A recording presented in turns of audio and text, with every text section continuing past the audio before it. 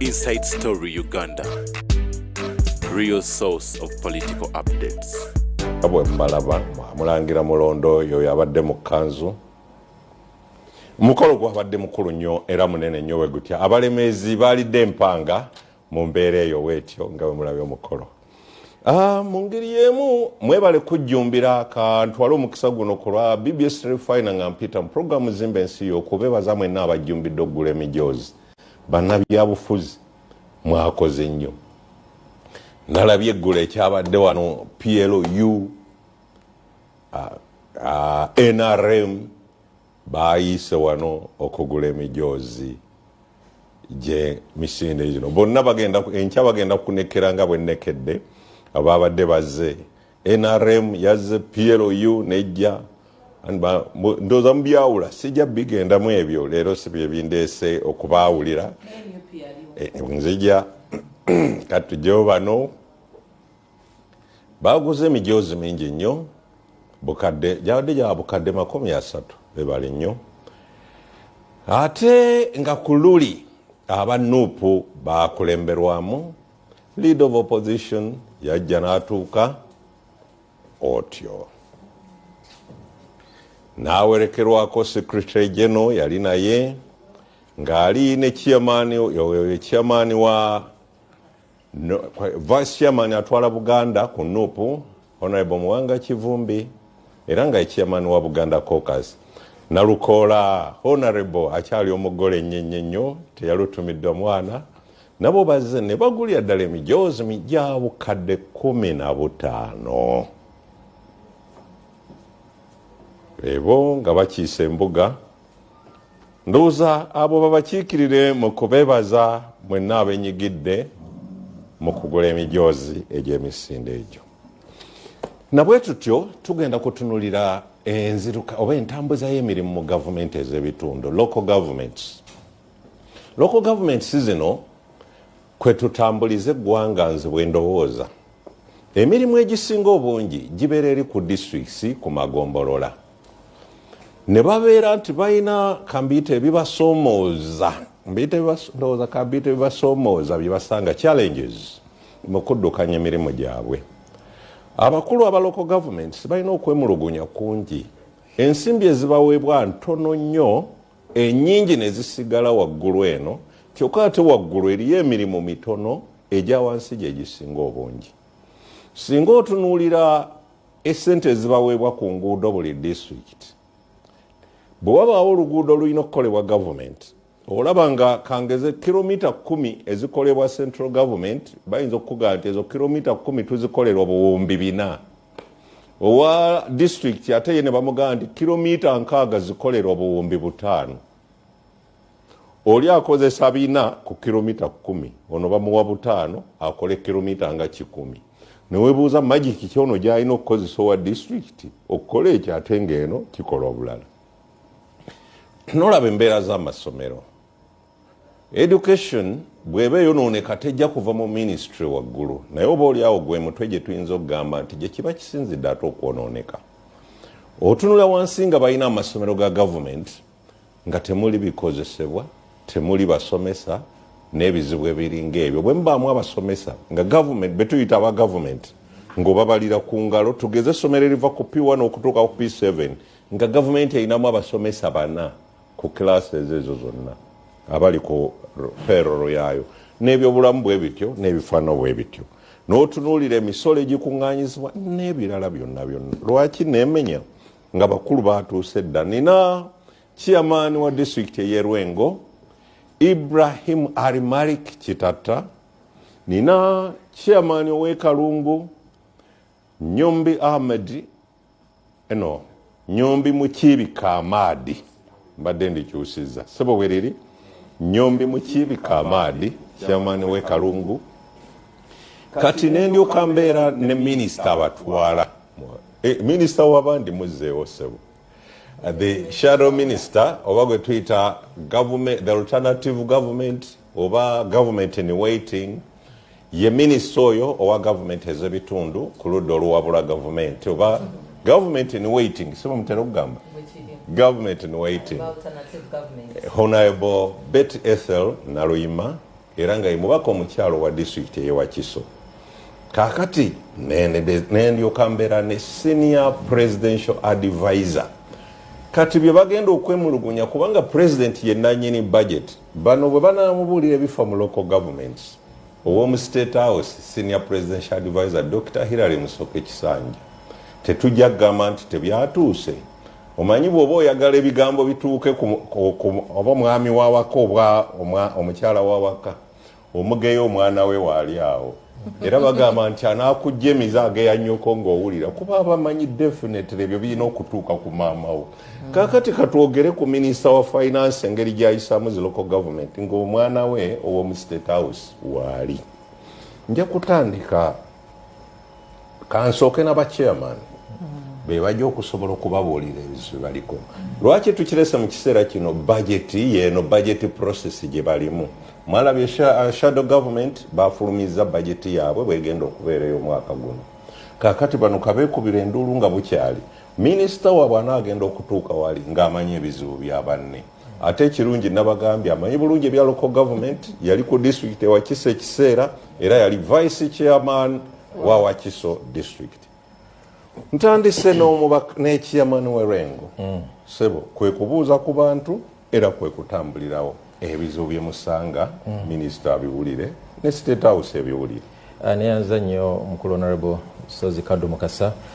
Abatulaba abalungi ku BBS TV yenze Kitata Ibrahim Al-Malik.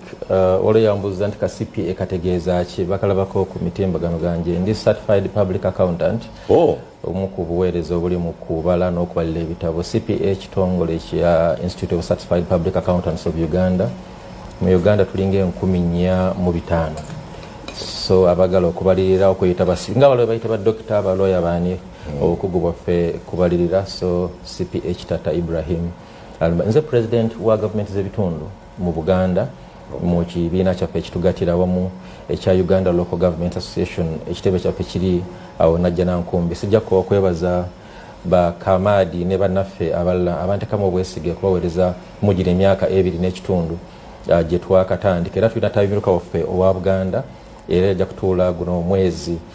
ennaku z'omwezi 2 aweerwengo Buganda yonna abakulembeze ba local government tugenda kubatuuza ewaka erwengo.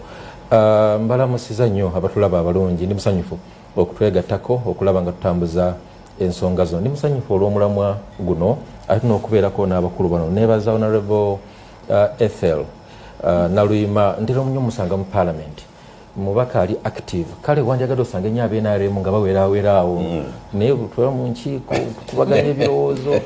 omusangayo nnyo ng'ate ensonga zaffe za local government y'omu ku babaka abazituusiza obulungi. Nanjagala nnyo zituusibwe abantu baffe ab'NRM naye olumu nga bwe tuzze wano oba tozze nti lwa kibiina ng'ekibiina oba ozze lwa nsonga ez'abantu b'okulembera ozituuse nga bwe ziri. Kubanga ensonga eziruma abantu baffe mu local government teziruma ab'NRM bokka. Bw'osanga oluguudo olubi ng'oluva ewaka ekyazanga okwambuka erya Kibirizi oluva ekyazanga okugenda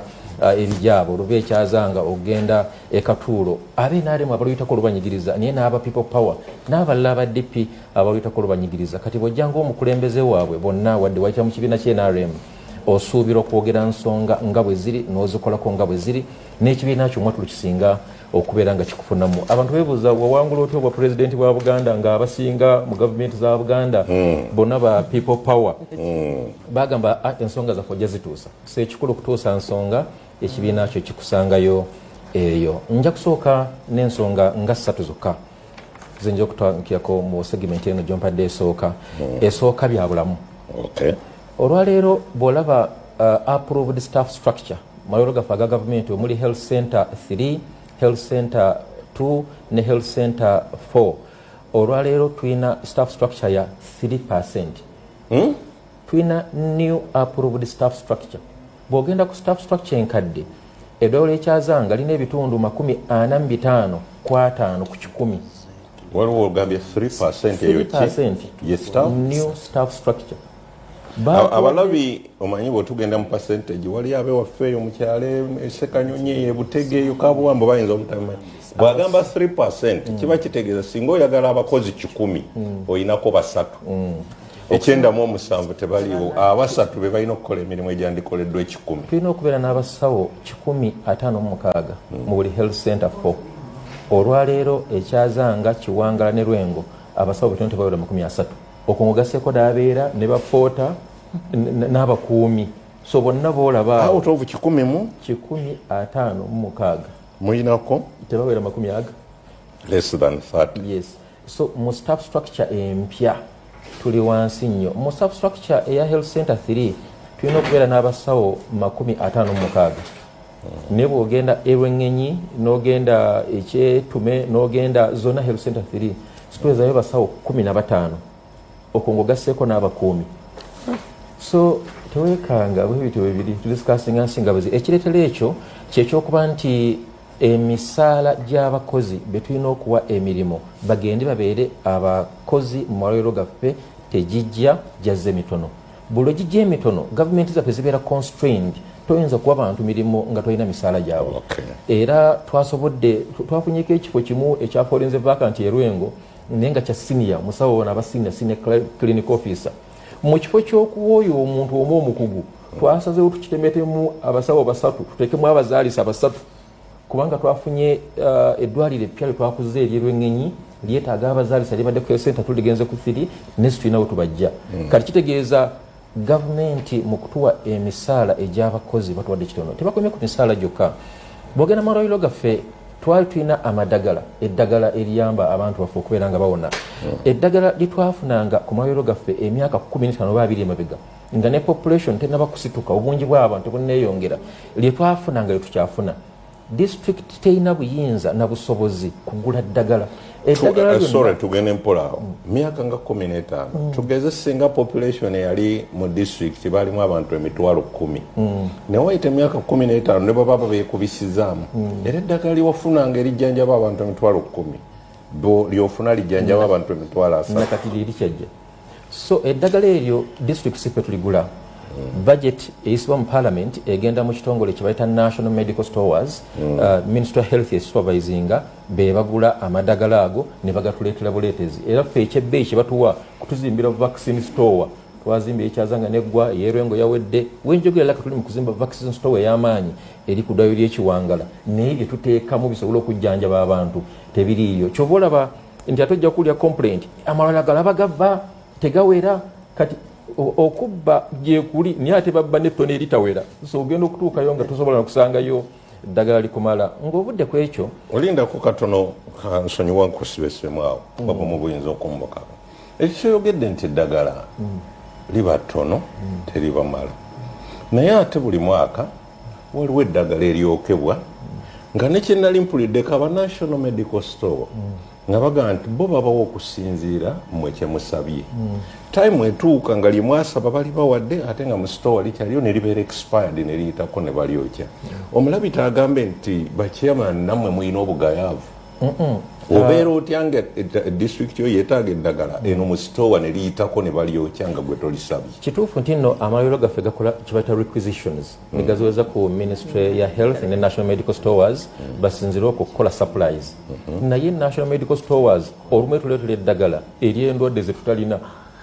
Waliwo endwadde nga zikwata abantu bakumazzi oba oli awo ne lijja Erwengo ewatali nnyanja neyi nga tulinayo bisaalo. So eryo eddagala liwunzika terikoze, liwunzika lirina okufa, liwunzika lirina okwokebwa kubanga liba lyabulabe okusigalawo ate nga limaze okubeera nga liggwako. Nakano tukamalire ddala baleeta limusabye oba be babasalirawo lye babawa? Byombi, naye basinga kuleeta litutasabye. So ate situbalinaako buyinza abantu banene ddala National Medical Stores bantu bamaanyi ddala. Gwenga chairman wa district osobola kusaba busabi nti babongere ssente zisobole okubeera nga zijja okukola.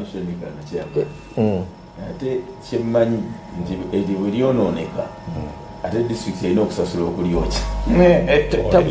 Kati ensonga endala ya byuma ebikola diagnosis, eddwaliro lyonna, eddwaliro tebanga room mwogenza okwebaka. Eddwaliro libamu ebyuma bye bakozesa okukebera omusaayi, okukebera emitwe, okukebera ebikuluma byonna, pressure biki, basooke bafune obulwadde obutuufu bw'olumwa bulyoke bakuwa ekibayita diagnosis. Amalwaliro gaffe mangi agali ku health center 3 ne 4 temuli byuma bimala. kyazanga twakafunayo omukisa ogula ebyuma last year batwayo miliyoni 13 Ministry of Health nebaza Dr. Diana niye ebyuma tebimala ate nebyo batuwa tetunafuna bakugu kubikolako tulina state of the art scanner ngekebera 90% ku ndwadde zonna ezikeberebwa mu kusikaninga n'okukebera emisaayi ne situlina mu kugwakikolako tulina ate okuddamu okusaba ministry ya public service wamu ne ministry ya finance nti mutuwe emisaala tusobole okufuna abakugu bano n'abasirisa basobole okusoma bakuguke bayige ebyuma bino baleke babikozese bulungi. Ku health centers ani ali avunaanyizibwa okussayo abasawo abo ministry waggulu oba mwaba wansi ku district? Health center 4, 3 ne 2 district yevunaanyizibwa era abakozi abo tubalonda nga tuyita mu kitongole ekya district kyebeta district service commission kano leko abeera deployed ku malwaliro ag'enjawulo okusinza ku bwetaavu naye district service commission ne district fenna tetusobola kuwa bantu mirimu nga situlina misaala kati emisaala egyo ate giva mu ministry ya public service wamu ne ministry ya finance so ekizibu kyekimu kyekiri mu masomero gaffe olwengo arono nga sogedde ku mbeera embi ey'amalwaliro gennyini bw'otuuka ku health center 4 zaffe teri mochari wadde si kyekitandikirwako naye omuntu n'abavaako n'abeera omwe ennaku 4-5 situlina fridge malwaliro g'erwengo gonna temuli fridge ne mu mochari wadde emu era balina buruumu baakaggala awo ne kafuuka ka mochari naye nga si mochari era ekyaza nga twagiggala kati abantu bw'aba tuvuddeko era kuliko ka store abantu bwe bafa mubassa mu store yembeera I can imagine omuntu asula olunaku lumu n'owulira nga bw'aba si wuwe olina kukwata ku nnyindo ng'oyitawo waali ngenda kwogera n'ekikanga ekirala okyonyi situwawula basajja ku bakazi mu wards nga bajjanjabibwa ng'onolima honorable n'amala afuna ekizibu twamuso ekyazanga aba afuluma bwati nga n'omusajja afuluma ab'embuto n'abasajja n'abaana wards ezimu kubanga tosikizwa kujjanjaba abaana wamu n'abakyala wamu n'abaami n'ekyo ekiri malwaliro gaffe aga gavumenti nga tekibiwala kinya na mpindi. It is a function of poor planning ku level yaffe eya central government kubanga obusobozi obukulaakulanya amalwaliro gano ffe nga disitulikiti tulina tetukyasolooza misolo tetukyafuna nsimbi nnyingi ng'ozinyunyuse mu bantu. Manyi mbadde ndowooza mu bwensirise bwenti nga ntunula Masaka ne Kampala kinnya na mpindi ebyo bwe biba biri e Masaka olwo disitulikiti ziri ezeewala ennyo kiri kitya era Masaka baatuwadde ekirabo nga bwe andi n'ekyokubiri disitulikiti gy'oyogerako Erwengo ekulemberwa musajja wa NRM ensonyiwa ng'endeko Kawempe wano katono juzi baali e Kawempe mu kampeyini nga bagaa nti Kawempe kigiganya okukula mulonda b'opposition Lwengo tebangayo ndooza chairman atali wa NRM ebyabadde byakwanjula nze nali nyanjula mukyala wange senga yaŋŋamba ono gw'otutte agenda kuwa balongo beereere naye kati yakankalira abaana 5 naye azaala ogwogu tekuli mulongo n'omu ebiri byadde byakwanjula bakulaga ono gw'otutte ofuuse Ssaalongo naye osigala ogumiikiriza nga bw'olinda lugendo otuga nti bw'olondo wa NRM lw'ofunamu babadde batulimba awamu kisoboka naye awamu olumu tekiba nga bwe kiri hirajja kyogera konza nazo kwogera nsonga z'abantu maliriza ezo njagagendako wa chairman muno nja kumaliriza n'okusoma gavumenti yatendekawo enkola ya UPE abantu balina kusomera bwereere naye amasomero gaffe tulina amasomero 132 mu disitulikiti y'Erwengo naye amasomero 6 ku go tegalina bizimbe bimala amasomero agasoba mu 8 tegalina basomesa bamala era amasomero gaffe wadde tugaa nti okusoma kwa bwereere naye bawonse balina okusolozesa abazadde ensimbi entono okusobozesa abaana baabwe okubeera nga bagenda ku ssomero situkomaawo waliwo ebikozesebwa kati nga kati twadde ne contest nnene wakati waffe nga obukulembeze bwa disitulikiti wamu ne ofiisi ya RDC w'Erwengo era ntufuna obutakkanya bungi era complaint wakituweewa ministry tulina civil school empya ey'ekatovu tugizimbye eri ku 97%. Abantu baffe ab'Erwengo okusinza ku kibala Katovu Seed Secondary School yaggwadda kubanga amasomero amabi amalala ge balaba amabi okusinga Katovu tulina obonyumiza mu terina bakuggwa abaana beekunze tebalina gye balaga tuguddewo essomero yaga mulindeko tusooke tusimbe omuddo mulindeko situnaggulawo era nja kuwunzika nga nsaba RDC w'Erwengo Kateera ave ku ssomero ly'e Katovu twaliguddewo ng'obukulembeze bwa disitulikiti tetugenda kumwebuuzaako ku ngeri gye tukolamu emirimu egimu tugikola ku lw'abantu baffe ab'e Katovu. Chairman Kalungu muno wakomye minisita wamwe abawuliriza ne state house ebawuliriza local governments challenges onabadde nnyo ku health neyanza kankusabire engeri gy'oli nkumanyimu obusomesa tandikira education neyanza njagala ntwala omukisa guno okulamusa ku balabi ba BBS telefina ate okusingira ddala abagiraba nga bali Kalungu awo wenvudde ku kyalo Kabaale Bugonzi ndeseewo okusoomoozebwa nti muganda wange Gasita Serunjo gye yafiiriddwa omwana wa myaka 25 tusaba kimu Mukama abeere nga amusaasira ate amugumye mu mbeera eyo ey'okusoomoozebwa ate era njagala nsanyukire wamu naawo bannayuganda ne bannakalungu abalina ebirungi bibatuuseeko mu kaseera kano abalina okusoomoozebwa kwonna kwe bayita mu tusaba Mukama abeere nga abagumya abajjanjabe ababuddebudde nze Nnyombi Mukiibika Amaadi ab'ekalungu gwe bayazikamu ku bwa ssentebe obwa district naye njagala ntwala omukisa guno okusooka okusiima ekitongole ne puroguramu eno ne BBS telefina sisobola kwogera nsonga naye seba omukubiriza Honorable kadi neyongedde okukakasa nti eddoboozi lino ddala liba ddoboozi ly'abantu ate likwatira ddala ku nsonga ez'abantu ensonga ng'ogitegera. Ekyokubiri njagala okusiima ak'enjawulo omubaka waffe ali wano ate minisita waffe mu ludda olulaga gavumenti ebituufu by'erina okubeera ng'ekola nti mu paalamenti eno ekyamazima amaloboozi agasinga nga tetulimbye ku nsonga ezikwatagana ku local government gaazikira naye eddoboozi lye tubadde tuwulira nga livaayo emirundi egy'enjawulo okubeera ng'alwanirira local government era ndowooza nja kulowooza bwe tuba twagala okwongera okutereeza twongere okukuza abakulembeze abali wansi mu local government tubasindike eno waggulu gye basalirawo kubanga bayinza okuba nga ensonga z'ebitundu bazitegeera era bamanyi okusoomoozebwa kwe tuyitamu. Ekyokubiri nti omulwadde gw'ompadde bw'ogamba local government ngana wange yatandikidde ku byobulamu kuba omuntu yenna nga talina kye yakoze alina kubeera mulamu naye nze local government bw'aba mulwadde nga nti buli kitundu ekimuliko bwe bamukuwoga ntandikire ku mutima gwayabika ntandikire ku sukaali yasukka waggulu omutwe buli wamu waki walwadde yekiriwo era nze ndowooza nti oluusi mu Uganda waliwo ekigambo ekisigalawo naye nga mu nkola kyavaawo ntera okugamba abantu nti nalabako ekalungu eyo ne Masaka ng'abantu abatasibye enkoba nga abakwata ne babatwala ne mu kooti ne babakyajinga naye siwuliranga ng'etteeka eryo balijjawo naye kaakati tutambula nga tewali asibye lukoba kati n'ekigambo local government ekigambo decentralization okuzza obuyinza n'okusalawo n'okutambuza ensonga z'ebitundu ekigambo ekyo kiyinza okuba kyasigala nga bwe tukiyisa ekigambo naye mu bikolwa ebyatandika local government bakadde baffe abagitandika ekyamazima enkola ezisinga nga bwe ngenda okunywa mukadde kano zagenda zivaawo. Njagala ntandike oŋŋambye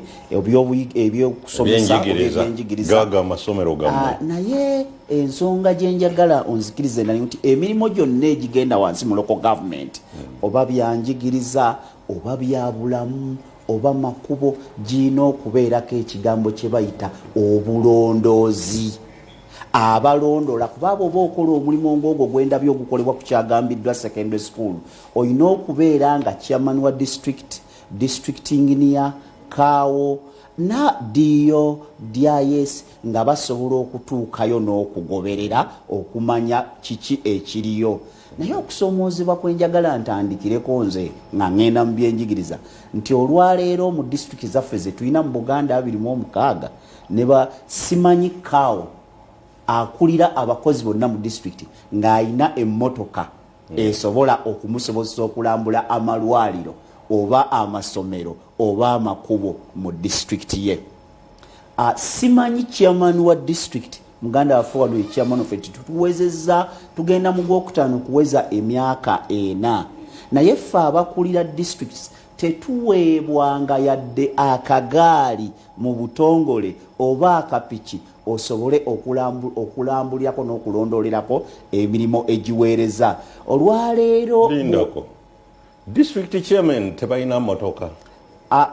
district mu Uganda bachairman ba district basembwa okuweebwa entambula mu butongole emyaka 7 emabega.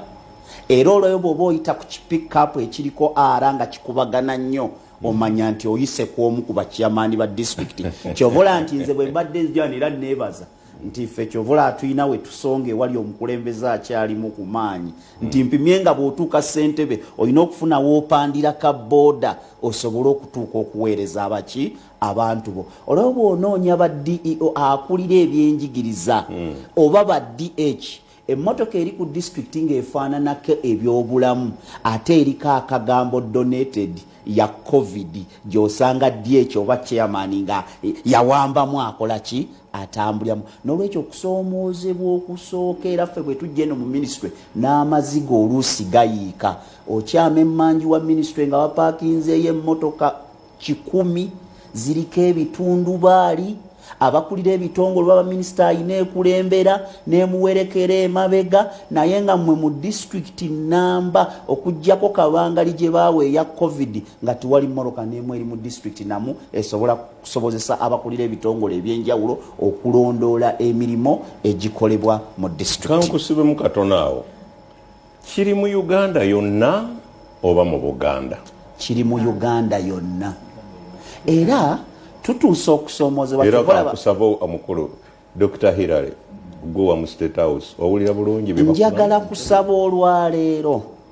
programu eno ebeeremu ak'enjawulo nti omubaka waffe wa Parliament bwe tuba tumaliza programu eno tumutume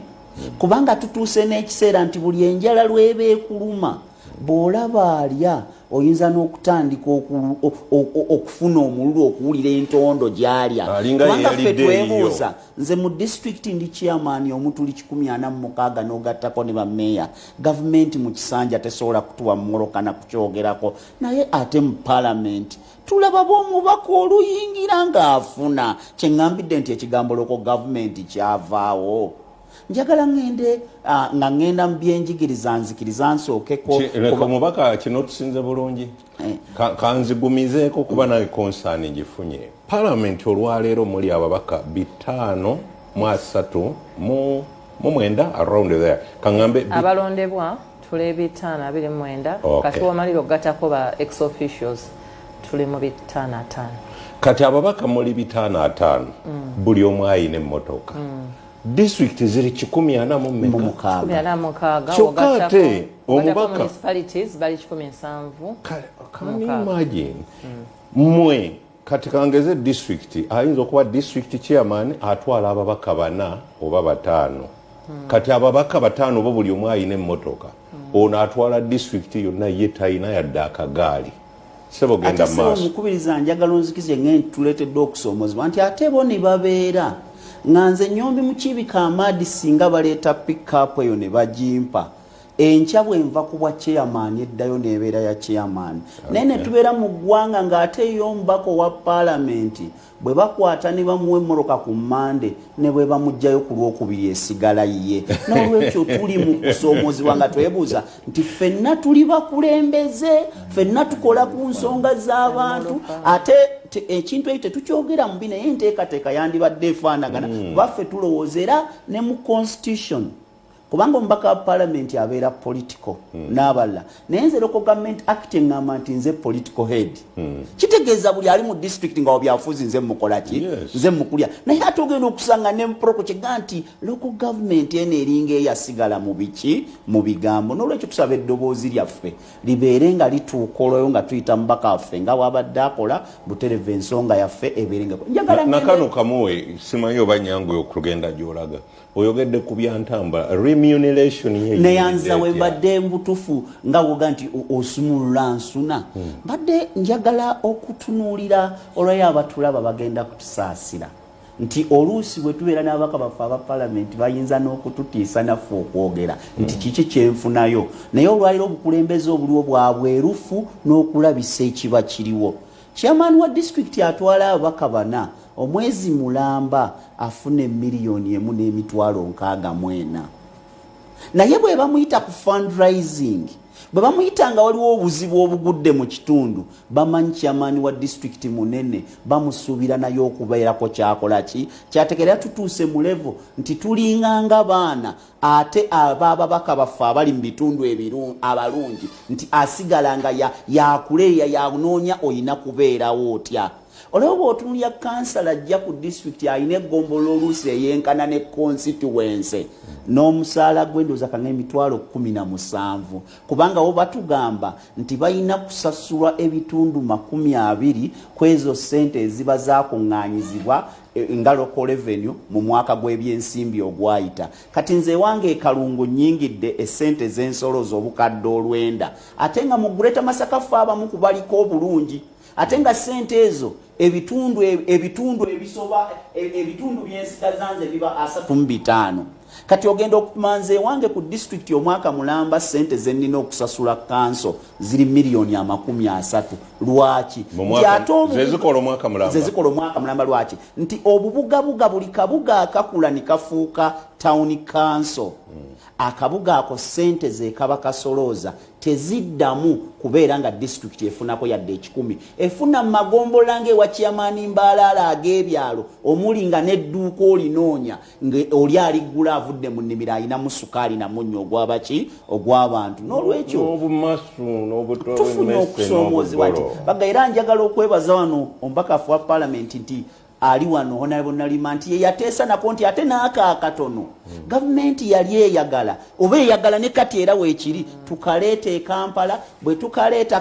tukanguya nnyo naye bw'oleetayo obukadde bwonkaaga osobola obusaba ne butuuka mu financial yeddako ng'ate tebabukuddizanga ng'ate kansala awo buli myezi 2 atuula buli mwezi atuula mu lukiiko akola ki abanja era tulina okusoomoozebwa nti ekyamazima ekimu ku kireesa okusika omugwa ne mu councils wansi nti abantu batunuulira nga azze mugenda kuyisa budget ng'ewaffe bwe twagireyinza obuwumbi 39 naye nga bw'apimanga ye kansala sitwagala ganti mululu naye ng'omwaka mulamba tagenda kuwezaako ye miliyoni 2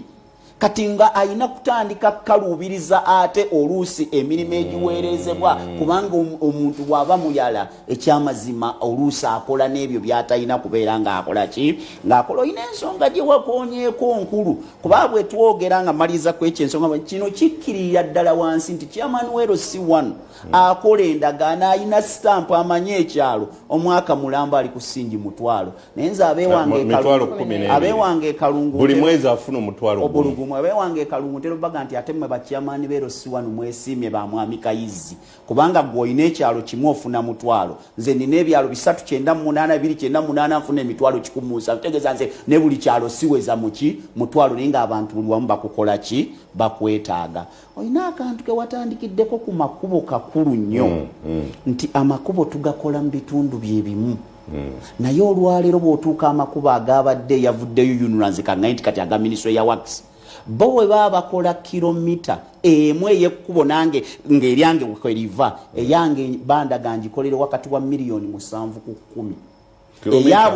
eyabwe yabadde eyayuno yabadde wa Ministry ya Works egikolera wakati wa miliyoni 50 ku 8 gwe miliyoni 7 kubanga nze nine wange nti bwe bakuwe essente ako kowulira akawumbi fa akawumbi kamu osobola okukafulumyamu nga ffe ekalungu kilomita eziwera 40 oba 5 mu bukadde 10 naye ate yo UNRA ebadde ekwata akawumbi kamu n'obukadde 9 n'efulumyamu kilomita 11 ng'ate amafuta tugagula wamu maramu tumujja wamu emmoroka tukozesa zezimu ebyuma tukozesa kyekimu omuntu muwe ekifaananyi kituufu oyogera ku UNRA ne district nga mukola enguudo zezimu kuba omu ayinza okuba akola kolansi omulala lwa UNRA ekola ttaka naye ekola maramu ngaffe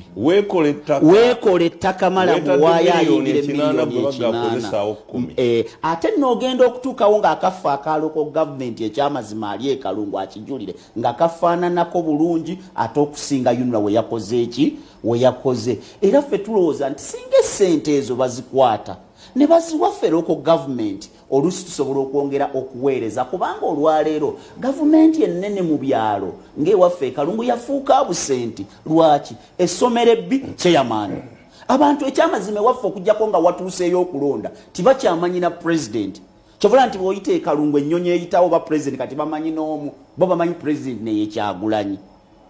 naye gavumenti eno eriko abantu tebakyagibanja kkubo tebakyagibanja ssomero baga nti chairman wa district essomero eddwaliro ekkubo kati ffe ba president baayo kyokka ate nga ku ssente z'eggwanga buli 100 tuyinza okuba nga tetusigazaako na ssente ziwera 12 ku buli 100 ate ffe abalina okukola emirimu era njagala okumaliriza nga nsaba nti olwaleero nga bwe tulina minisita waffe ate omubaka waffe wa paalamenti programu ene tuyambe tuviirwemu ekiteeso ekiyinza okuyamba ku buweereza naye wansi ekyamazima abantu bakaaba kyamani w'eggombolola erina ebyalo 74 yalina okulambula omusomesa wa sayansi afuna obukadde 3.5 yafuna 3 kati ekyamazima bw'anaagenda y'anaamugamba ki yalina okulambula hediticha w'essomero limu mu nteekateeka eri mu ggwanga ate yasinga kyamani w'eggombolola agikulembera okubeerako kyakola ki kyafuna so tusaba busabe nti eddoboozi lyaffe liveeyo nga ngende wa minisita kankubuuze oba ne muganda wo waali wano ku ebyo byempulidde kyekireeta corruption gye tuwulira ejjudde ku local governments naddala wali contracts committee awo mbuwe muliiridde ne mukunakuna njagala ntandike obuzibu buva luddawa eri mu local government nga zitandika bakadde baffe bakezekiya Ssegwanga Musinga bakulembera chairman wa district agibaddemu akulembera be baatuulanga n'olukiiko ne balonda kaawo be baatuulanga ne balonda abakulira ebitongo contracts committee naye nze olwaleero ewange Kalungu ne bamala bakyusa kaawo ne bamuleeta ku makya nga contracts committee yaweddeko ate ye yagironda kitegeeza asobola n'okulonda mu bakozi nga naye yakabalaba n'ennaku 2 tabakola ki tabamanyi ekyokubiri kaawo ono nze si kyamuyinako buyinza owulidde chairman wa district namba ate munna NRM ate chairman waffe mu Buganda mwami Kitatanga akaaba nga ye political head omanyi gwakaaba amulemesa emirimu amwogedde wano agambye RDC nga RDC yamulemesa emirimu kati nekyeboogera bigambo lwaki nti njagala nsooke nzikirize nti wansi oba buli level yonna olwaleero erikoko okulya enguzi naye bwogerageranya ssente ezijja mu local government nezebalyako n'ogerageranya n'eziri mu government nezebalya nze ntya n'okutya nga mpulira nga abantu bakuba enduulu nti projects oba ssente eziriibwa ziri ku local government ewatali na ssente kubanga nze budget yewange olwaleero eyayise Kalungu gye twaleyinze ebitundu 57 ku buli 100 bigenda kusasula misaala kitegeeza nti ssente ezisigaddewo ne beba nabo babbyeko bagenda kubba ku bitundu 43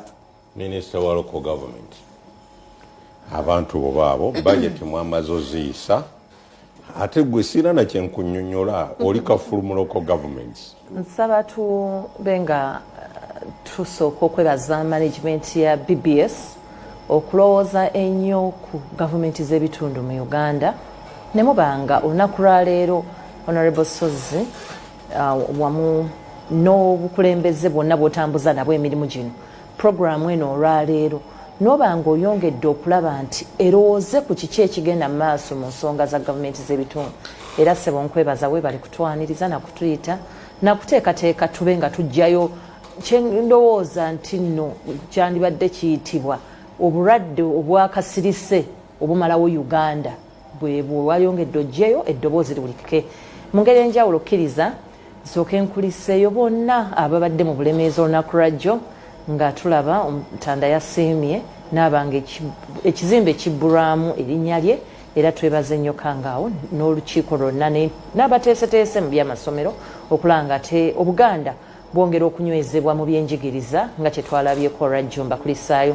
ate kkiriza kuba nali wano ku bbalaza ng'era nange nyambadde omujoozi ogw'okudduka enkya nange nyongere ku ddoboozi nga nyongera okukunga bannawakiso ne bannayuganda mwina kubanga ate si bannayuganda bokka kubera ensonga y'okudduka ey'amazaalibwa yafuuka yansi yonna kuba buli omu agenda kudduka gy'anaabeera nyongere era mbasabe buli omu oba tonnafuna kit kati ate gweoba otuswaza kubanga essaawa eno olina okuba nga omujoozi gwe wategese dda ne tracksuit yo n'engeri gy'onoyambala bannawakiso teeka nja kubanga nkeera nammwe eyo muwakisa ate ne banakira nze nja kuba ndi mu bitundu ebyenjawulo naye mbasaba buli omu asobodde beera mu lubiri ate mu abalala ffe tubeereyo mu bifo ebyenjawulo nyongera okuba nga neebaza bannawakiso abayimirira nange ttiimu yange Naluyima bakansala Arnold Gyekwe muli ekyengera n'abalala muli bangi ate nga sirese kwebaza bammamba omanyi ab'emmamba be banzikiriza okujja wano nakedde mu nkuba ne tutegeka ebyabwe ebyawaka ne ndyoka mbeera wano so mbeebaza mwebale mu ngeri enjawulo nebaza obukulembeze bwa NUP obwampa ekifo ky'obwa Shadow Minister President Kyagulanyi ne Leader of Opposition Right Honorable Lop zino ensonga zetuliko era zetukyaliko paka Uganda bweneetereera paka bannaffe abatambuza gavumenti eno abakutte enkasi ey'okukulembera Uganda nga mmwe mumaliridde okubanga mwagala bannaffe abali mu local governments baboneebone bakaabe ngenze nakiyitamu kuba nali speaker nali deputy mayor wa Kira municipality ekisanja ekiwedde mbadde vice chairperson wa Wakiso district kati ndi mu parliament naye bino byennyini byensiba njogerako mu parliament byenkwataganya ne bannange bano aba UAAU aba ULGA wamu ne ministry ya local government ne bijjibwayo naye nga tebifiibwako nsaba honorable Kadunga ntandika nziremu nzijukize bannayuganda ekizibu kye tulina kubanga bannange bano ne banayogera batya nga tetunnafuna kizibu kukinogera ddagala kyekizibu ekyo kiyitibwa central government okubanga ekutte constitution eno bwe nayingira mu parliament waliwo nabeera nga mu local government nga nsinga kutambula ne local government act eno era nsaba mwenna mikwano gyange giri mu local government mumanye nti kati tetukyayogera ku cap 243 twogera ku cap 138 eri amateeka gano gakyusekyuseemu mu ggwanga kati cap 138 yeyongera okubanga ewa obuyinza local governments zokka naye obuyinza obwo nga bugiwa mu constitution abatamanyi constitution kyekitabo ekitufuga mu bukulembeze bw'eggwanga lino era semateeka w'eggwanga era buli kimu kye tuyinza okuba nga twagala okwogerako kiva muno gye bayita chapter 11 oba essuula ey'okumin'emu eyo yo abatuula mu Constituent Assembly bagiwa nti obukulembeze mu Uganda bunaabeeranga butya okusinziira ku mbeera eriwo ne bagamba obukulembeze obwo bugenda kusinziira ku buyinza nti ffenna tugenda kubanga obuyinza tubujja waggulu nabo ne tubugenda nga tubugabanyagabanyamu era chapter eno weeba etandika eri ku article ekigambo article kyeki mu Luganda ku article ey'ekikuminsaavu enyingo eya 176 kubanga weeba etandika bweti ekugambirawo nti nno ffe tujja kuba ne system eya local government era ejja gendanga weneemala ejja kuwanga obuyinza ng'obuyinza bukkako wansi ekiyitibwa decentralization era neemala neyoba ku devolution kati mu ebyo nga kitegeeza obuyinza government ate wogenda mu kati eyitibwa schedule 5 eya local government act eraga gavumenti mirimu ki gyevunaanyizibwako ya central neema neekulaga district eki kyerina okukola neekulaga ne town councils n'urban authorities naye kikyengezaako okuleeta nti wetwakwata chapter 11 eno olunaku lwaleero nga Uganda bwetambula ne tusalawo wetuba tubikula constitution yo chapter 11 tugibuusa amaaso ti local government zirina emirimu gye girina okukola era nga chairman owa district yanaabeeranga political aid ne tusalawo nti ye tetumulabawo ne tugenda ku meya naye aweebwa ye political head mweyo municipality ye n'okutuuka kubanga town council bwetyo ntugenda kutukanya nti nno ne wembanya nti nze ndi MP bwe ntuuka e Wakiso mba neetaaga governor owa Wakiso bw'ojja Mityana municipal oyagala Mukambwe Lukonge mu municipality era bwe mmanya nti kati njogera ku nsonga za district ya Mityana neetaaga omunyarwanda wa Kabaka okiraba ekyo so ebyo buli we tubyerabira Patrick Mugisha Nchime so ebyo buli we tubyerabira ne twerabira obuyinza obuweebwa constitution ne buwa local governments zino ne tubanga ne tubuusa amaaso article ne tubuusa amaaso essula akawayira aka 191 akagamba nti zino local governments zirina okubanga zirina amaanyi ku nsonga za ssente zaazo era tuleme kubanga ssente ezo zikwatibwa ne zimala emyezi ng'esatu ne obuzibu amateeka gonna gali clear nti political head w'ekitundu kyonna abeera oyo omukulembeze gwe balonze gwe bayita district chairman district chairperson mayor era ye alina okusalawo ku ddi abantu be baagala ku ekizimbe kituuse katugende tukicommissioning tugenze tukoze ki ne plan zonna yabazifuga kubanga bino ebintu bya people power belongs to the people chapter esooka manifu wale tugamba obuyinza buli eri bantu kati obuyinza bubanga buli bantu era kugamba ffenna tulina offices zino nange ey'obwa woman MP Wakiso naye njirina gabwe ndowooza kuba na Wakiso we hold these offices in trust of the people who elected us. Bwe buyinza buli obuli mu bantu kabe president kabaani buli omu olina office eyo ng'ogirina kulwaba na Uganda era buli kyokola olowooza nnyo ku bannayuganda lwaki bannayuganda ffe abantu baba balonze tuba tuddamu eri mmwe naye kaakati tutuuse ekizibu ekirala oli accounting officer gwe batumye era yavunaanyizibwa ku bakozi bonna ava mu center tufunyeyo n'ekirala president aweereza omubaka be omubaka we gwe bayita RDC RDC oyo yabwebwa emirimu nsaba buli RDC ampuliriza nkujjukiza emirimu gyo mu constitution gikugamba ku kawaayiro 223 nti omulimu gwe gujja okubanga olondoola emirimu gyonna egya central ne local governments era woomala n'obanga ogwe chairperson wa security committee eyo part B n'ekyokusatu okubanga okola gye emirimu gyonna nga president w'anaaba akutumye kati obuzibu bwe tufunye kwe kuddira emirimu gyonna mmwe ba chief administrative officers ne ba town clerks ne mugamba gino RDC abasalawo yasalirawo council D lweneebanga ekommissioning ekizimbe ne ka latrine nako okalindisizza muntu ava mu center yagenda okubanga yasalawo ddi abantu banatandika okukozesa ka latrine ako ogjeeko amaanyi go abuyinza bwonna obwona omuntu gwe balonze gwe bayita LC3 chairperson omulemesezza okubanga ddala agamba kano ka latrine kange kakozesa nze nalinda bye ku telefone wano nga waliwo minister nga alina latrine nga minister yagiggulawo ne be nali nabawaka ne bagamba nti ye ba minister oli yagamba nti ne kansala kayina okuggulawo kansala w'eggombola minister yakaggulawo so kati okwagala okuddira obuyinza bwonna gw'omuntu wa central government buli kimu obenga gw'okikola kankwe ne example nawulidde ministry education kati erangirira nti egenda mu head count okumanya abaana bameka balina mu primary schools naye olina aba district education officers olina aba district inspection education officers olwokubanga muganya obbawa sente ezirondoola emirimu okugenda balabe amasomero ga primary abasomesa weebali be teachers weebali mwe sente zonna ezirina okukola mu local governments naye nga musigaza mu central government kati womalira nogenda okukola head count era ba district sibe bajjo kikola ate bakoza bava ku ministry waggulu era bo bebewa amafuta bebewa buli kimu ono omukozi ne basigala kubanga muganja ngo tuwerekereko birimu allowances kati ekyo ekizibu ekyokuddira buli kasente konna akeje emirimu egirina okukolebwa local governments ne kati kasangibwa mu ministries n'otuuka n'obanga ne kanyate wasalawo nze ndi ku park local government erondoola sente nga bwe zikozesebwa mu local government naye buli kaseera we tuyita aba accounting officers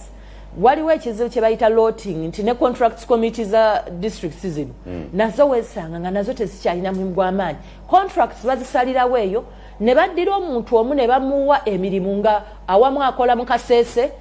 gye bayita lot emu eri mu kaseese endala esangibwa Mbarara endala eri Mbale endala eri mu north omuntu omu n'abanga atasobola kukola mirimu egyo kugituukiriza mulundi gumu naye nga era bonna beebeewadde bano ba contracts committee bano aba district bambi basajja batu ne bakazi bato olwokuba bo tebalina kye basobola kwogera olutuuka nga bagamba sayininga wano tuleese essomero tewategedde nti ministry education mwagenzeemu essomero kati obwo okubanga abantu bano aba local governments obuyinza bwonna bubbiddwa butwalidde central government olw'omululu gwayo nga n'abakozi ba central government bamaliridde nti buli kintu kyonna tube nga ffe tukyekolera paka wansi kwe kusanga ng'olunaku lwaleero nga meeya Mutebyekira ne bwe tuba nga alina kyayagala okukola takyasobola bakulaga nti kira yemu ku municipalities ne local governments ezisoloza sente nnyingi ennyo era abantu baamu bakaaba olukaaba basasula emisolo miyitirivu babonaabona naye ne batuukanga n'ekigoma kye beetaaga bateekeo ka access road meeya takyasobola sente ze wadde asoloza nnyingi nnyo ziri mu central government ziri mu ministry of finance paka oli waanayagalira okunyiga epeesa agambe nti kale nkuddiza ku local revenue genda ogula ebyo ebigoma 3 bye wasabye kale nga wayisewo emyezi 3 so obwo obunanfuusi n'obutali bwenkanya n'okulinnya ku mateeka nti gawe amateeka gano galina kubanga local governments zeemalirira nazo nga sente zino eza local revenue nga bwe zisolooza zisobola okukola kubanga ekyo lwaki nkiremeramu article 191 bino tebabijja buzi nti nno mu Local Government Act naye amaanyi agaweebwa local governments ku article 191 eya constitution ya Uganda ekamba ti power to levy and appropriate taxes era wano woosoma egamba local governments shall have power to levy, charge, collect and appropriate fees and taxes in accordance with any law enacted by Parliament. To appropriate. Kakati ate bazibajja ku ne bazirete no when do they did we salawe ensasanya yazo era we tunenyeza Ministry of Finance naye na buno waliwo bangi abampereza messages naye kankuweyo na buno kambulope onobukolako eyo kuba bano tebayinza bwogera bw'obaako sente zomaze n'osaka somewhere ne babanga bazikuwadde district chairman werwanyeko bakangamba ogenze mu prime minister's office oba n'obaako zogyeyo bwe baba bakuwadde obukadde 8 bagamba wali sayini nga 8 naye tukuwa 6 n'olutwala bw'okkiriza nga bakuwa 6 ng'olutwala 2 nga babitwala naye ate auditor general bw'anajja yayagala kumanya 8 ono yatwala 6 lo yakozesa naye alina okwakauntingira 8 ekyo kizibu kyabwe ekyokubiri singa ogaana oba n'obalinnyirira nnyo naddala mu Ministry ya Finance ku nsimbi ezo ze baagala okukulyako bw'obalemesa development budget yo omwaka oguddako bagituulako district yeeviiramu awo kaakati wabaddewo nakano ngenda wa Dr. Hillary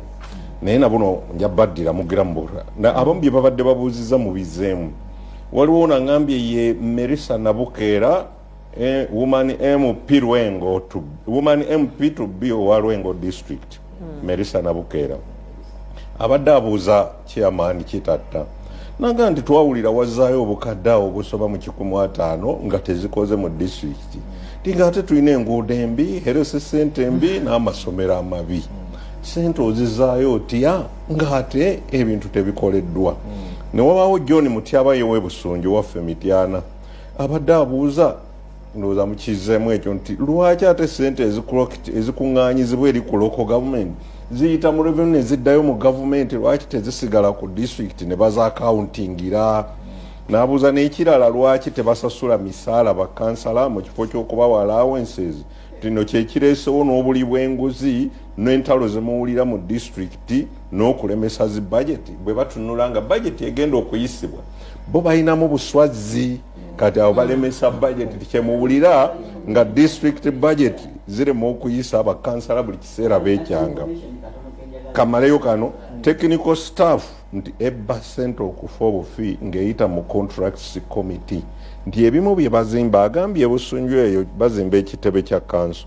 n'agamba nti bakoze kasingi bwe kati nti naye bw'olaba obutitimbe bw'obukadde bwe boogera obwagenze waali buzimba ebizimbe 3 ne biggwa kawe mango Dr. Hillary yajja government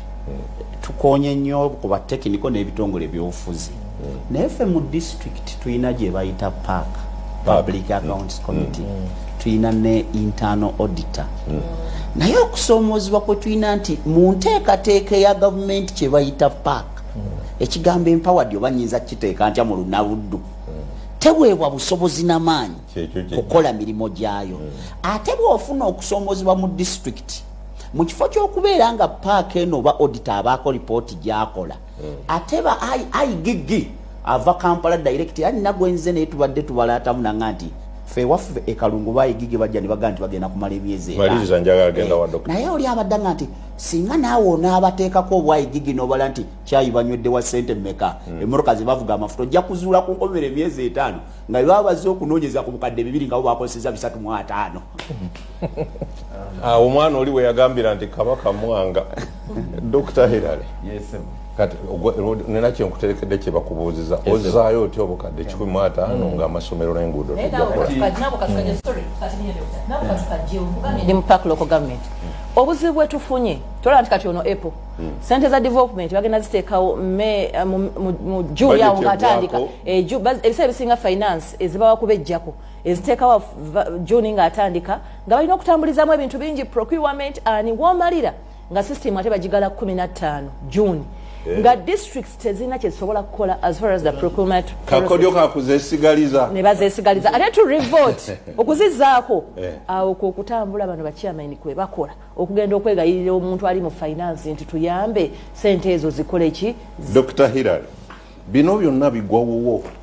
njogera bigwa wuwo gwe wa State House president yatula yenanyini budget bino byonna bibye bino byonna byebogedde minister wa local government eri mu kulinda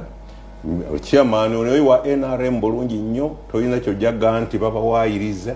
ne chairman wa Kalungu zino rural districts n'ebya Kampala obimanyi Mr. President bino byonna bigenda mu maaso abimanyi nekirala bano bakakase bali eyo nga bifaananyi district mwazisazaamu kakati ekirungi nti bogambye nti oli wa NRM mwanyenaze wa nupu nono naye nze ate siri wa kibiina kyonna gwoli mukozi wa government sewo naye nkwebaza okusooka bannaye Ssaabasajja mwebaza bannayuganda ffenna twanyumidda mutulaba lwakuba nti topiki eno ekwata ku muntu wa wansi olaba nti twadde sinafuna kaseera kwogera nti ate bano be bali ku muntu wa wansi. Yes, my sister ayinza okubanga kati ali mu parliament naye nze nakolako naye Wakiso kubanga nali mu health department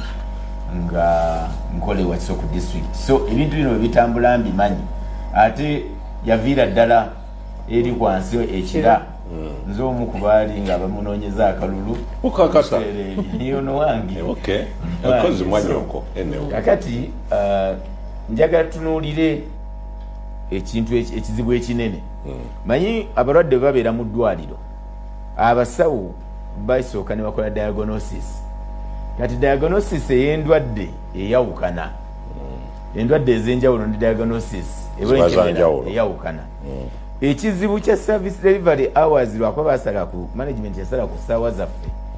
ndi musomesa asomesa public procurement ku masters level nti ebintu bino bw'obitunuulira ekizibu kinene nnyo n'okusinga kyetwogerako wano nti busammambiro naye nga tetunagenda ku kizibu ekinene ate tusooke tutunuulire n'achievements kubanga abakulembeze bange ddaba LC5 tulina okusooka obbabuuza nti yes tutandikidde ku kizibu olw'obudde naye ate eriyo era n'achievements nga government central government ze achievinze wansi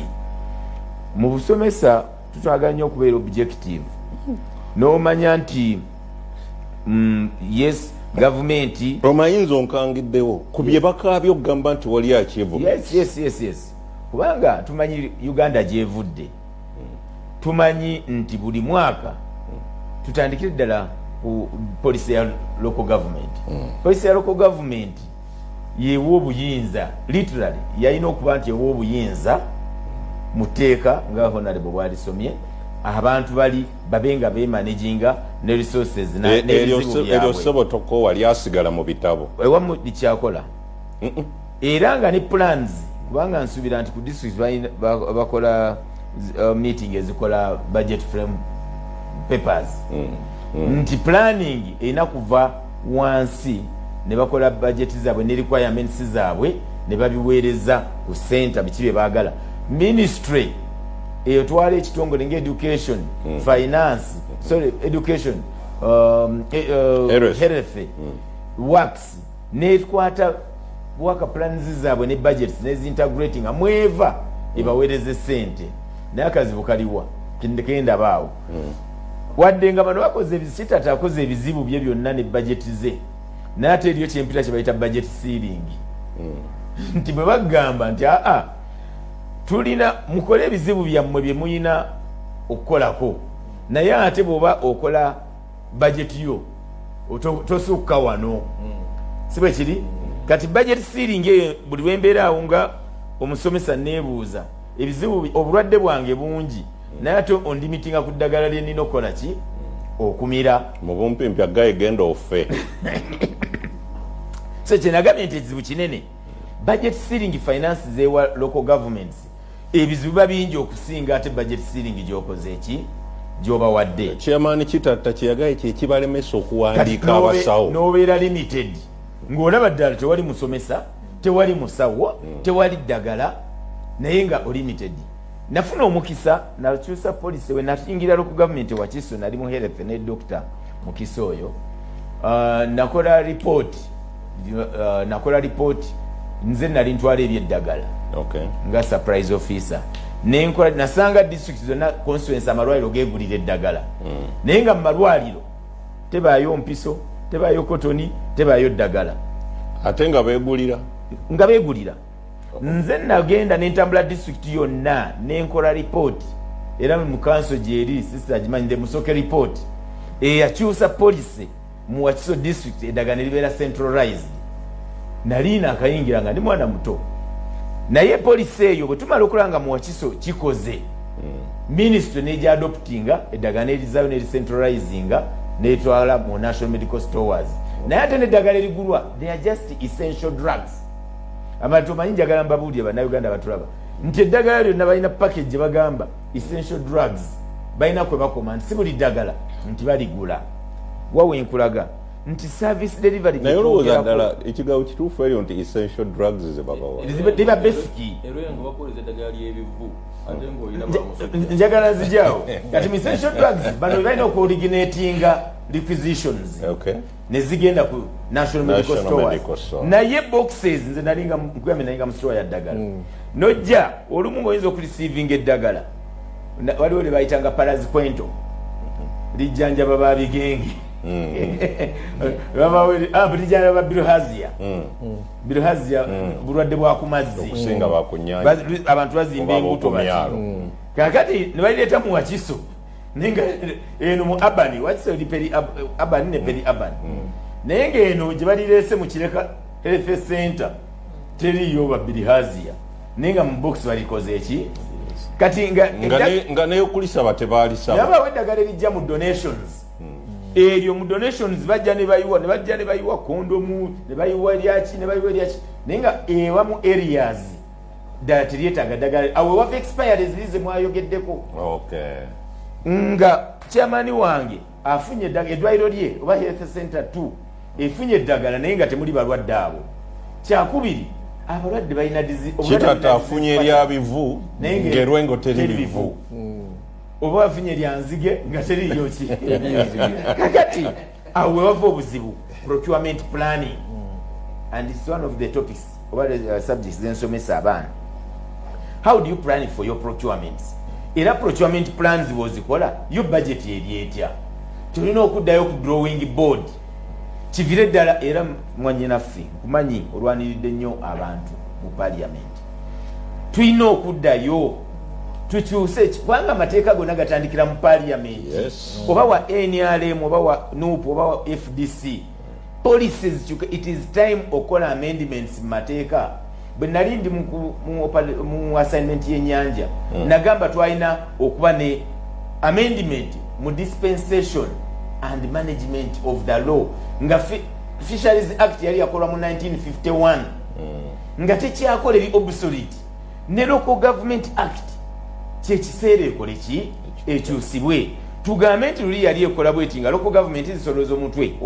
omusolo ogw'omutwe gwavaawo local government gasoloza omusolo bwe guti naye jja n'osanga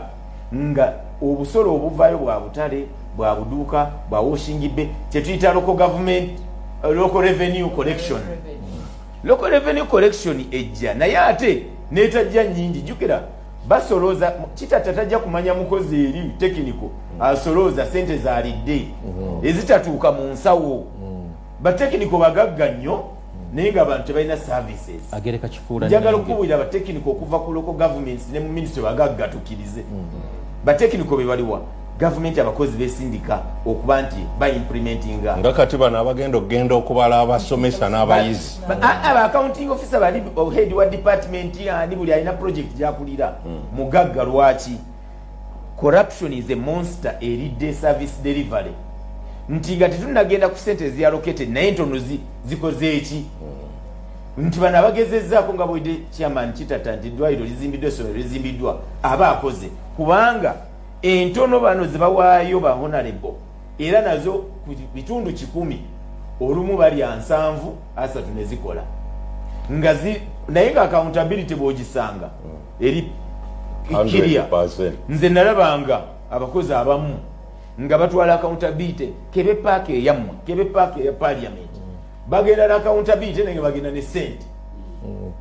Yes, nga ne bali aba parliament paka ya parliament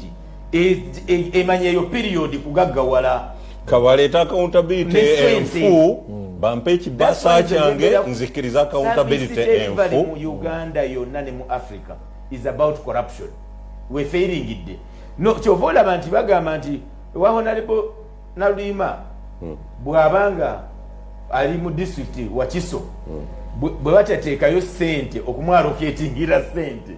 nti soka oba n'obasuubiza nti bwe tukuwa biliyoni 10 ojja kuzzaako kickback awo wavudde obulwadde nti ekitono tusooke tulabe ekyo kikoze eki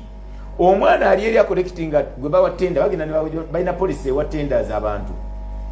gwe washing bay soloza maduuka loko ez'amayumba zani property tax obutale genda osoloze sente z'abantu baziwa era babatulugunya wansi naye waliwo ezikoma wano muku actually 80% wa 70 ekoma mukubo wakati woli acollectinga n'omukozi oba revenue officer kati chairman natula mu ntebe ye alinze sente zinakola ebintu bya budgeting okukola naye nga zikomye mukubo mu nsawo z'abantu kati yo government mu centro negamba after all musoloza revenue naliko meeting ne PS Ben kumumanya ng'ekintu ekyo kimulya obwongo ng'anoonya bwagenda okumonitoringa local revenue oyo kubanga zonna zisoloza ne zisatuka mu treasury ya district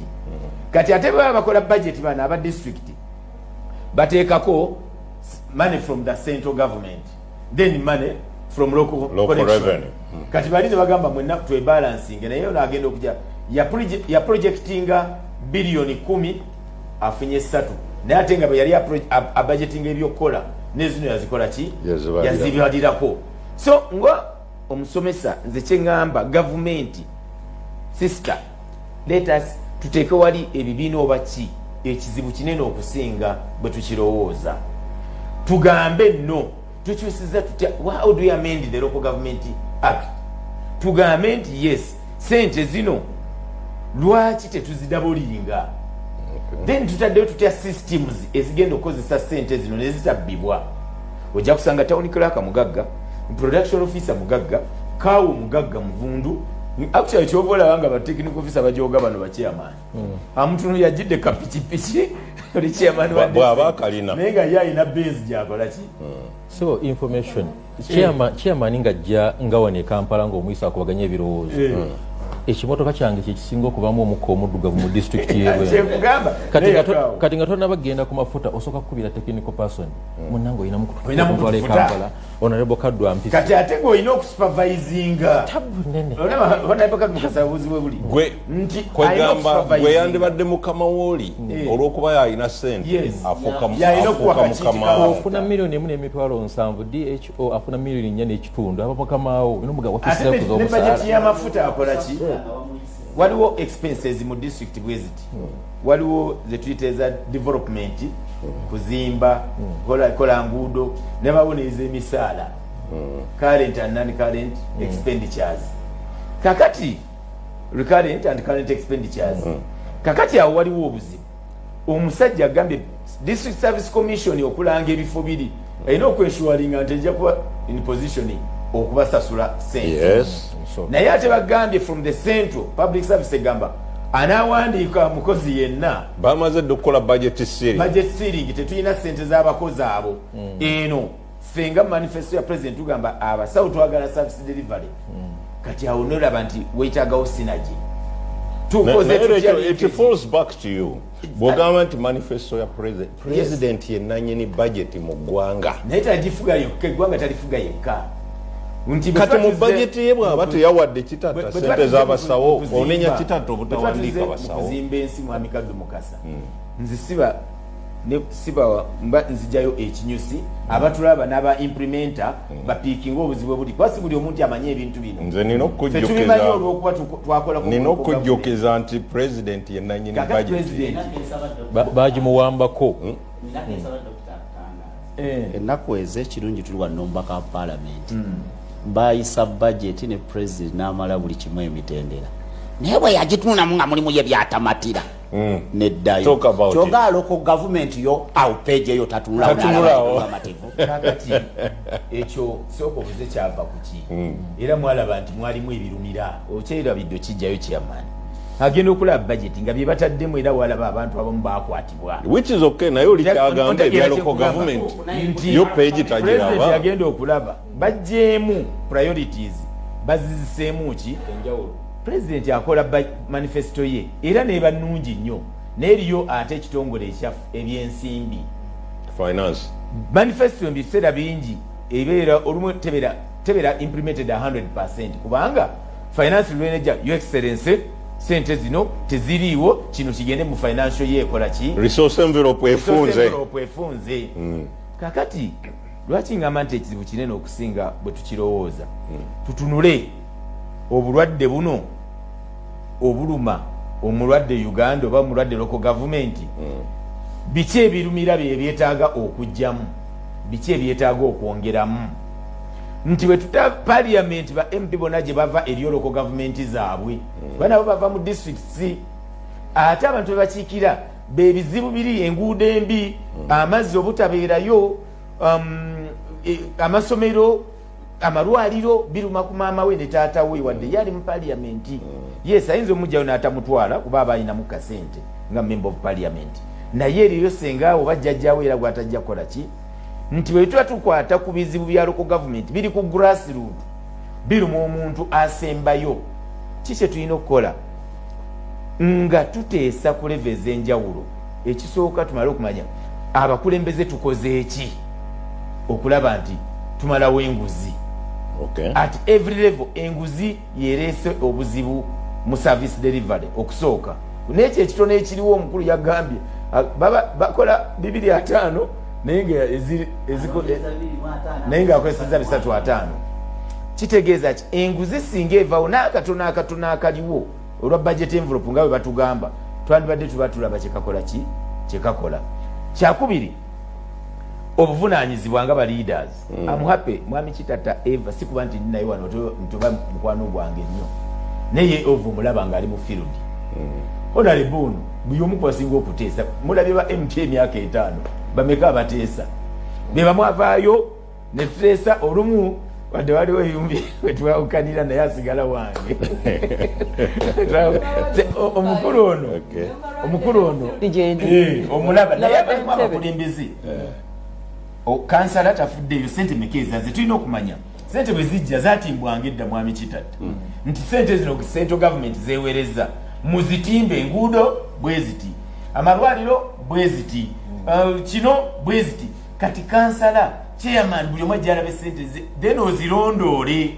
naye lwaki tebaagala zitimba oba banazitimba public nemanya ejja babuuza ebintu lwaki kino tekikoleddwa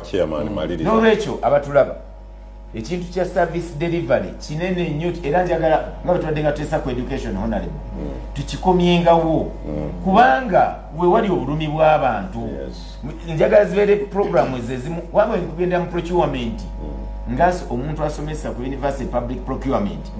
omuvuyo gulyawo obubbi bulyawo honorable kankulage 70% ya budget ya chairman oba mu bitongole byonna abatulaba naye bwe private goes between 70 to 75 is on procurement naye procurement sente procurement bubbi nti buli awali procurement omanya waliwo obubbi waba ogenda n'okola kyetuta procurement auditing ojja kulanga sente zonna zibirawo mu contract z'enguudo contract z'obutale contract ezigula eddagala contract ezigula engoye bonna bubbi kubanga technical gwe nkugambye akulwa kaawo batawuni clerk batuula n'abakozi banne ba supervising aba contracts committee balonda chairman alina kujja kulaba muwaddaani naye ate nayo eri ate chairman naye yafuuka ceremonial kyenkana anti ali political chairman wa district Kagologosi kakati kiki mbagamba tulina okuvaayo buli stakeholder owa ministry eya health jangu n'abakulembeze ku ground ogambe bizibu ki tukoze tutya synergies owa education then ba MP balina okuddayo ku district nabo ne bateesa n'olukiiko lwa district okulaba nga tumalawo ebizibu by'abantu otherwise ekizibu kikyali kinene chairman kitata ng'okomawo kali minisita yakuyambye n'akaddamu baba babubbi bazibawo obudde bunaatera okuggwayo mubeere time bad ate etteeka ligamba 15 Juni bwe lutuuka nga tonnazisaasaanya nga bazeddiza n'olwekyo twakategedde yabadde Merisa Nabukeera Lwengo gwe wabadde okabuuza naye kankuweeko information yaabwe ewamu bwe kityo nti bazibawale naye district ezimu tezina capacity to plan for their programs nti bwe bakola nsomesa procurement planning bwe bakola proper procurement planning sente ne bwe zijja kubanga PDDA Act eri clear nti ne bwe zijja nga ebintu bino olina level wabituusaako wabiteeka mudda sente ezo zifiitingamu nga we information nga mugenda kwekyo kufuna clarity ebimu ku bizibu byetufunye districts zino tezisobola kubanga zigenda mu maaso ne ziyayaringa abantu kubanga sente zino waliwo kye bayita system nti eri wamu nti ono wanaagenda mu maaso n'acontracting abantu ne wonoomuwa warrant kuba ebizibu olumu finance ekulaga genda mu maaso okole ekintu n'ekulaga warrant naye okueffectinga sente ezo ne bigaana kati ge mabanja agamu ge gamabanja agamu honorable ng'amaze chairman kano waliwo agambye nti bannabyabufuzi abo boogera nnyo oyinza sijja mwogera yekkaawo nga simuleetera bizibu nti boogera nnyo oyinza ogabi boogera mazima naye bannabyabufuzi bayingirira nnyo abatekiniko naddala awali ssente mu zi projects ezo baagala bateking over omulimu gw'abakaawo ne batawuni clerk naye ate bwe bituuka okwacountingira ssente ffe tuba tuzacountingira tandikira awo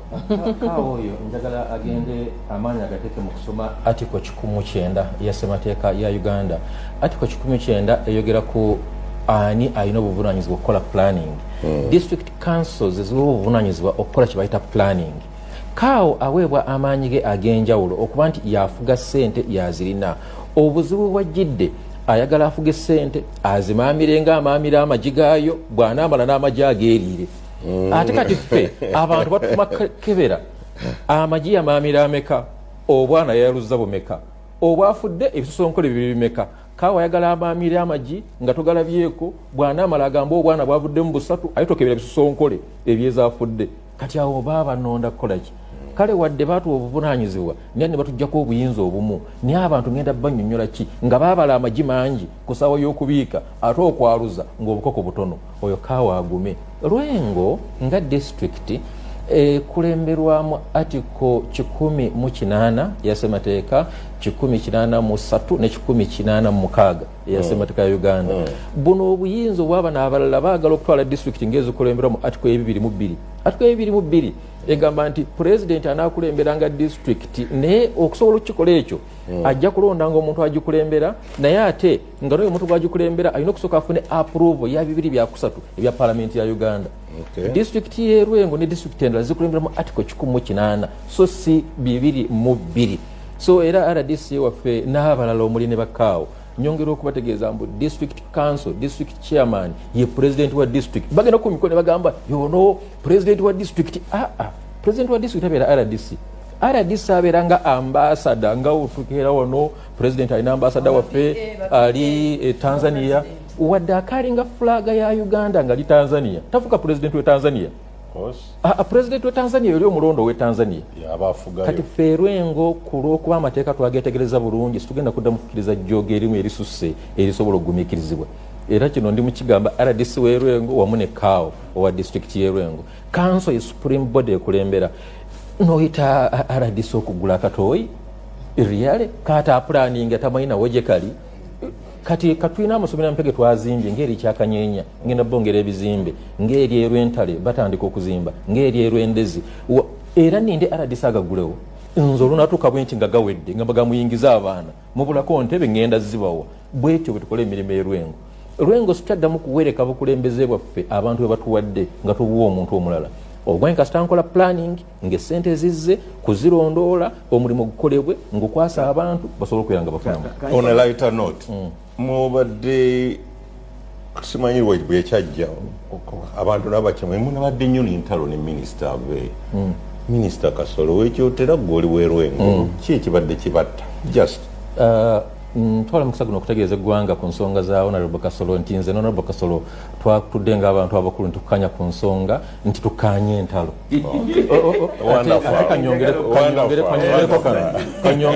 Kanyongereko kano. Honorable Kasolo alina kyatusinga. Twagala musindika mu Central Executive Committee atukiikirire nga Buganda. Kati mwagala kujja Kiwanda wange. Kiwanda ali mu ekiziti. Nesi kyenzo okwogerako wano. So Honorable Kasolo twagala tumuwa obululu naye yeewuunye. Ate twagala ave mu ntalo ziri ezeeri wansi. Kati musindike muzire ennene ezeeno waggulu. Eri wansi abeere mugatta bantu. Nake njagala okusooka okweza ku Kaawo. Kaawo oli ensonga gye yayogedde ekyamazima ewamu ntuufu.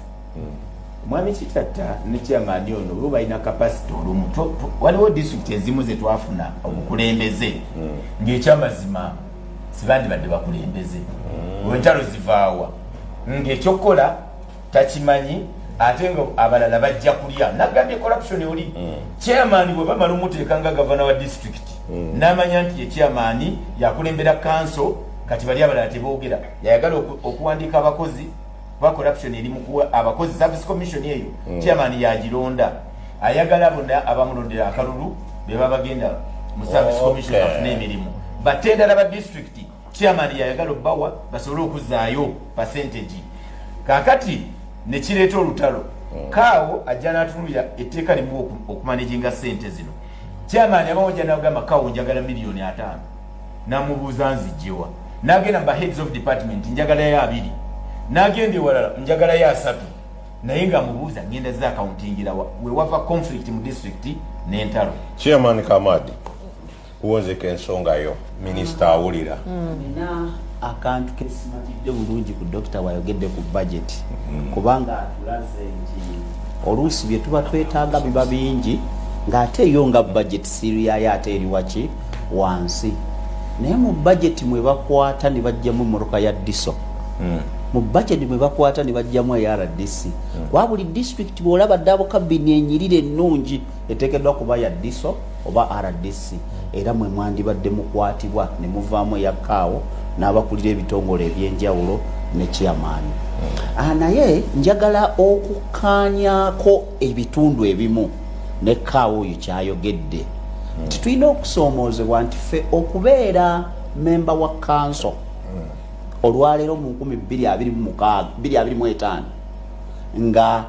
UPE amaze emyaka gye simanyi oyina kubeera na nnangamuntu nakubeera ng'oli muwandiike ku register y'eggwanga.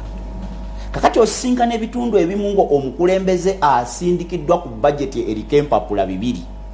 asindikiddwa ku Local Government Act gye sirabanga ku kopi ya Luganda ng'ate ye baamusaba nti alina kubeera na nnangamuntu nakubeera ku register. Kati bwe mutuuka mu council omusajja oli alina PhD master sagala ngenti okusoma oba kya bbeeyi nnyo kya bbeeyi sebo nze sagadde nkyogere obeekalungu nze kankyogere okusoma kwa bbeeyi okumukwataganya ne honorable councillor eyazze ng'alina nnangamuntu nga alina ku ligesa y'abalonzi nga kikola ki kikaluba. Era olumu nali mbuuza nti ebimu kye tuganira ku gavumenti erina obuzibu nti clerk wa council minutes zonna eza council aziwandiika mu Luzungu era waliwo district mbeera nga Kaawo ali mutawulira Luganda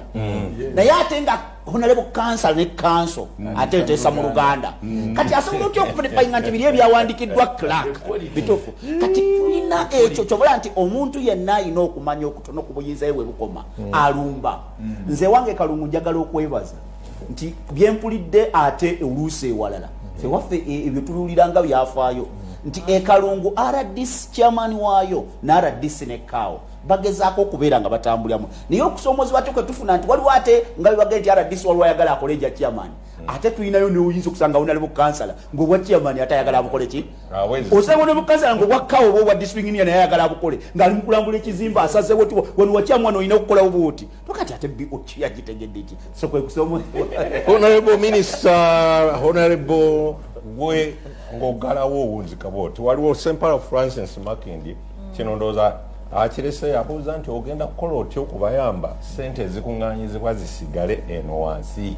Kati n'akalala chairman kaleese mukalowoozaako muti ebiseera we nabeererako eyo baali bagamba mbwaki ne LC3 abeerewa S4 chairman wa LC3 nga baga district councillors bonna babeerewa HS and above. Mr. President yakigoba naye concern ya chairman ogirabye naye nze ndowooza gye tulaga ng'ensi bwegenze yeeyongera newankubadde abakulembeze balina kubanga bo balina beezerina nga muntu na myaka 18 gye bujja eyo wakiri omuntu wabe nga bayasomako okusinziira ku level oba kansala nga wa P7 oba nga LC3 chairperson wa S4 kubanga tebasobola kuba nga bakuba billions nga budget zinnene bweziti nga tosobola wadde okukola interpretation era awo nawo tufunyeewo obuzibu nti mismatch eyo wakati w'abakulembeze ne ba technical bireese obuzibu naye nga maliriza ebimu ku bye tukoseeko emphasis kyebulaki twagala local government ministry n'aba local government finance commission bayongere ssente twagala system waliwo eyitibwa IRAS eyambako mu byokkola okubanga ekuŋŋaanya ssente